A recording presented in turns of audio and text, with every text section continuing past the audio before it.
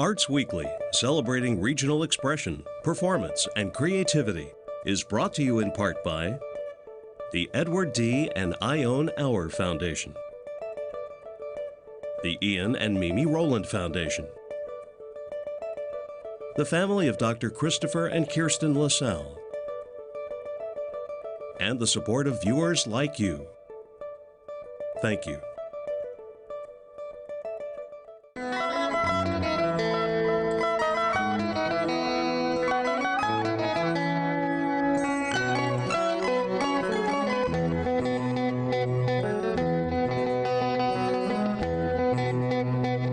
This is Arts Weekly.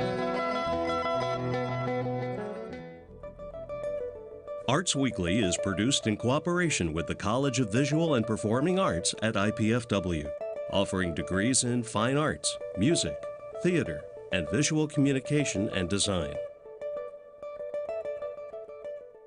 Welcome to Arts Weekly. I'm Melinda Haines with the IPFW College of Visual and Performing Arts. Summer is a big season for musical theater, and today's show is all about those great musicals, old and new. In the second half of the show, I'll be joined by Kirby Volz of Fort Wayne Summer Music Theater, talking about 9 to 5. But first, I'd like to welcome actors Kira Lace Hawkins and Robert Joseph Miller from the Wagon Wheel Theatre in Warsaw. Thank you both so much for being here. Thanks for having us. You know, I'm so excited that you're doing Hello, Dolly. That is just one of my favorites. I'm sure it's a huge audience favorite, you know. But in case there's somebody out there who does not know what this show is, you know, Kira, tell me a little bit about what the show is about. Sure. So Hello, Dolly is based on a Thornton Wilder play called The Matchmaker. It's set in the 1890s. So you get that kind of old world New York feel. And yeah, Dolly is this matchmaker who kind of, one of the songs is I put my hand in here, I put my hand in there. So she arranges everything. She's, you know, got opinions about everything.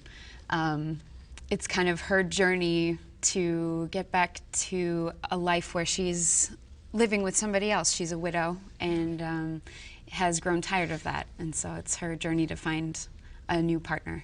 For herself and for others along the way. And she ends up matching up everybody else along the way. So she's pretty successful in her attempt at this. Absolutely. And so, Kira, who do you portray in this production? I play Dolly Levi. Yeah, and she's, like I said, just kind of this mover and shaker, likes to have an opinion about everything, and yeah, that's who I play. What's it like for you to be Dolly? It's a great treat. Yeah. Have you played this role before? I have not played this role before. It's very fun, fast-paced, challenging, and just a really fun time. I just get to go on stage and make people laugh, hopefully.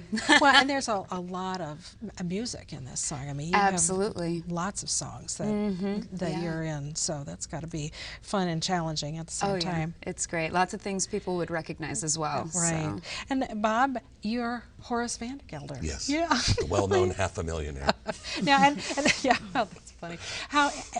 Have you played Horace before? Yes. Yeah. Twice before and this. So is this one of your favorite things to play? Yeah, it's one of those, you know, I just had this discussion with Scott Michaels, the director, yesterday.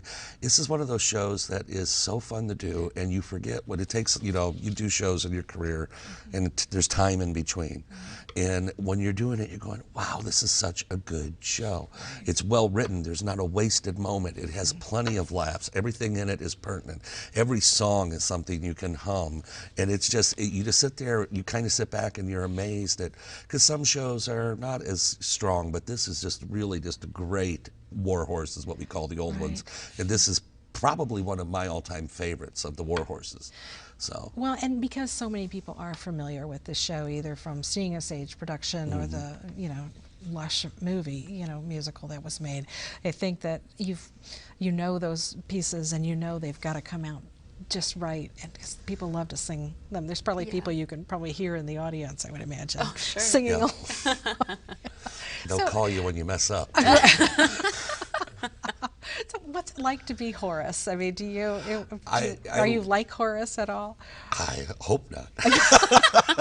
Well, you know, in some ways, I mean, every character is, you know, when you're playing a character, it is not like if you're playing a villain, you don't think you're a villain, you think you're the good guy. And Horace, of course, believes that he's the most sensible person. He has that great speech where he says 99% of all people are fools, and the rest of us are in great danger of contamination. You know, and he's very opinionated, much like Dolly. That's why they kind of end up being a good match when you think about it, because he always wants his way, she always gets her way. And that's the difference, but that's most relationships too. But I always say when I'm playing Horace, and I do this, say this tongue in cheek, but it's very true, it's a combination of Jackie Gleason and Mayor Shin from The Music Man. He's just, you know, bombast and bluster through the whole thing. So it's a lot of fun doing it. Now, have the two of you ever been in a show together before? We were just able to work together last Christmas on Oliver at the Wagon Wheel. At the Wagon Wheel. Okay, so you both get to, you know, Kira, you work there more often than Bob. So These days. These days. So you did Oliver there. What else have you done there? Yeah, so I was there last summer as well. I did Legally Blonde and Carousel and Blithe Spirit and I Love a Piano. And this summer I'm in 3 of the 6 shows. So you're keeping very busy at Wagon Wheel. I love it, yes. Bob, what about you? What other shows have you been in and where? Oh, at Wagon Wheel, it goes way back. It's, you know, long history. The last summer production I did last year, I was doing Taming of the Shrew with Chicago Shakespeare, Shakespeare in the Parks. And before that, the last thing at Wagon Wheel was Oliver. Before that, when I had been out of the acting business for several years, I was a spokesperson for Toyota.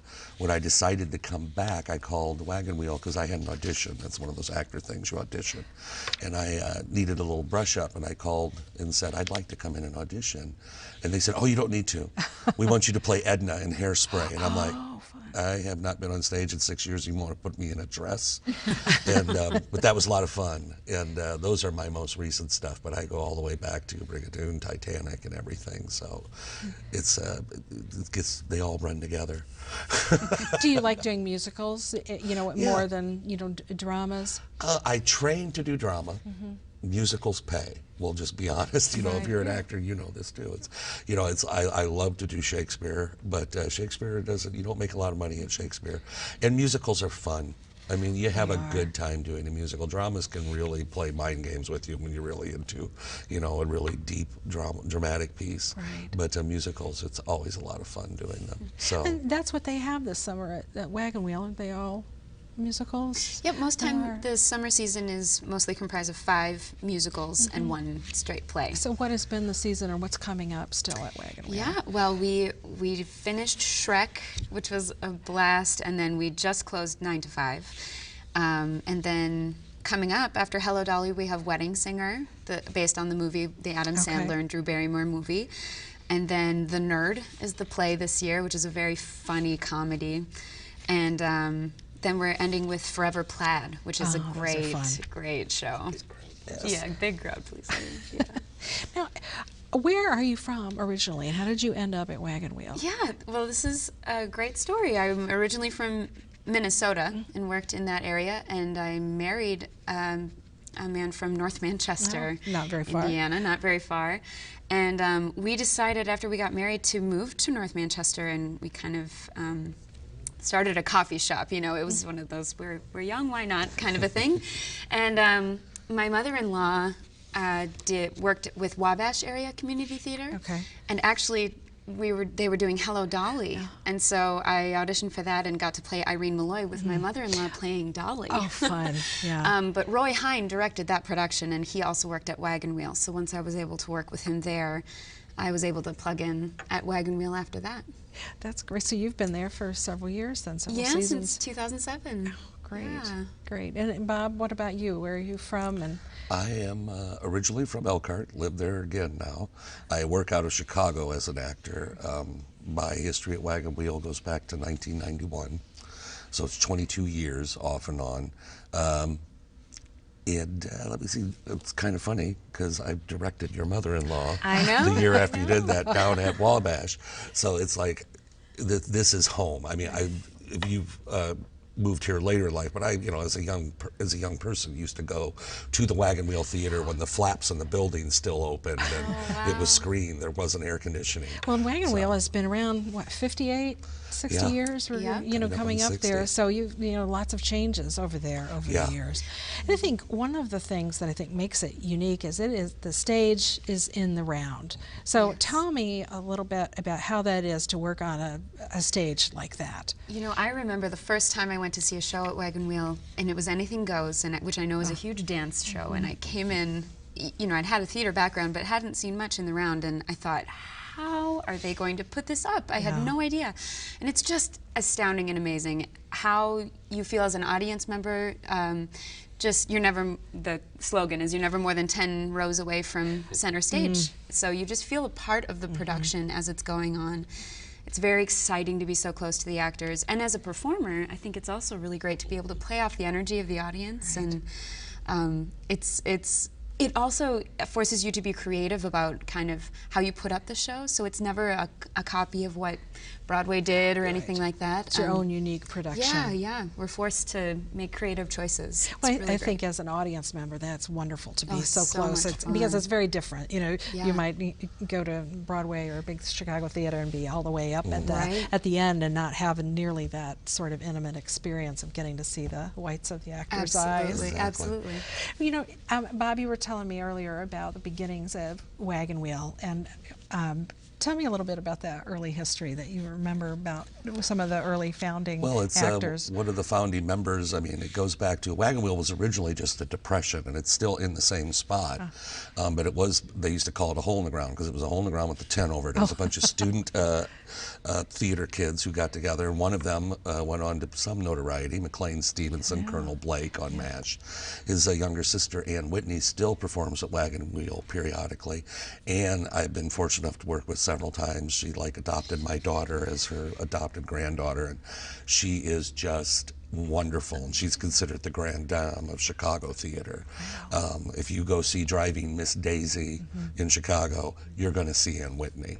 I mean, she's just that stature. But so it has this huge history of people coming through and going on to being, you know, Faith Prince, if you know, from the recent revival of Guys and Dolls. Faith started out there.